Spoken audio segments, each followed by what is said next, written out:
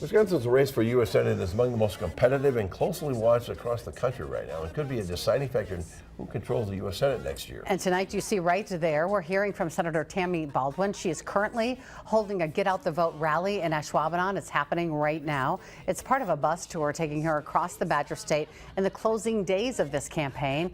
She's a Democrat. She's seeking her third term in office, facing a challenge from Republican Eric Hovde.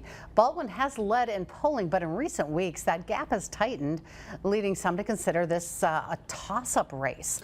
In our Your Voice, Your Vote coverage, chief political reporter Jason Zimmerman sat down with Baldwin, who's never lost a campaign.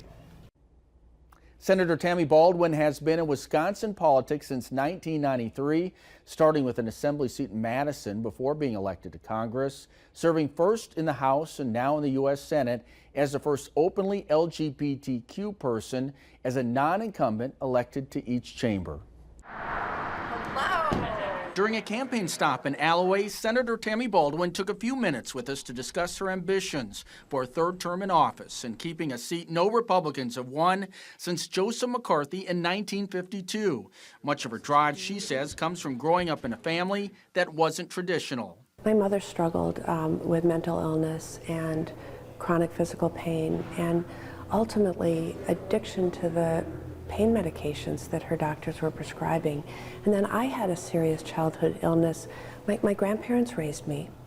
And after that illness, I was labeled as a child with a pre-existing health condition. They could not find me health insurance at any cost. The senator from Wisconsin is recognized. The issue led to one of the moments the senator is most proud of while serving in Congress. When I got to Congress, I got to sit on a committee that was writing the Affordable Care Act. And we told those insurance companies, you cannot discriminate anymore because somebody has a pre-existing health condition.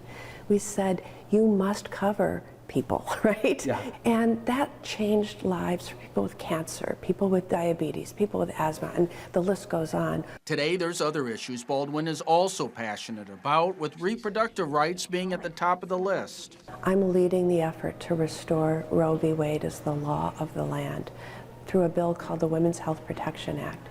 And we haven't gotten the job done yet, but we have to get it done.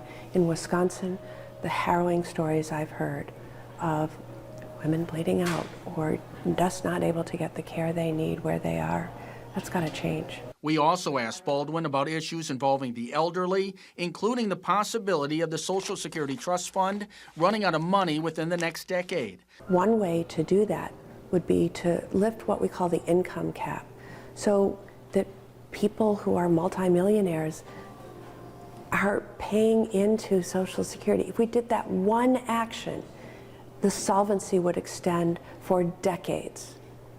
But right now, multimillionaires only pay on like 1% of their income into Social Security. And after that, the cap hits and they no longer pay into the system. We need to change that. Baldwin also supports a plan by Vice President Harris to limit inflation by going after companies that price gouge. Since we have been emerging from the pandemic and the cost of production of these things has gone down for the manufacturers, they haven't lowered their price. And during the same time we saw inflation, 14%, corporate profits, 75%. So yes, we need a cop on the beat. And I believe that we should focus on price gouging by empowering the Federal Trade Commission to take action, to investigate and empower them to take action when we see it happening. The campaign between Baldwin and Eric Hovde continues to have a negative tone. Baldwin has accused Hovde of living in California. He's living the high life out there. While Hovde has accused Baldwin of spending too much time in New York with their life partner, so they can share inside information to get rich. To which the senator had this to say. And as to California, I mean, the record sits for itself. He was named one of the influential residents of Orange County by a journal there 3 years in a row. It speaks for itself. With regard to what we're seeing,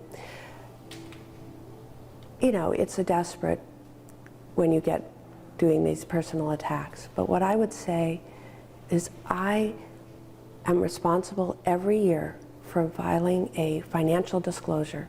I have to disclose everything required, and I do, and I stand by that.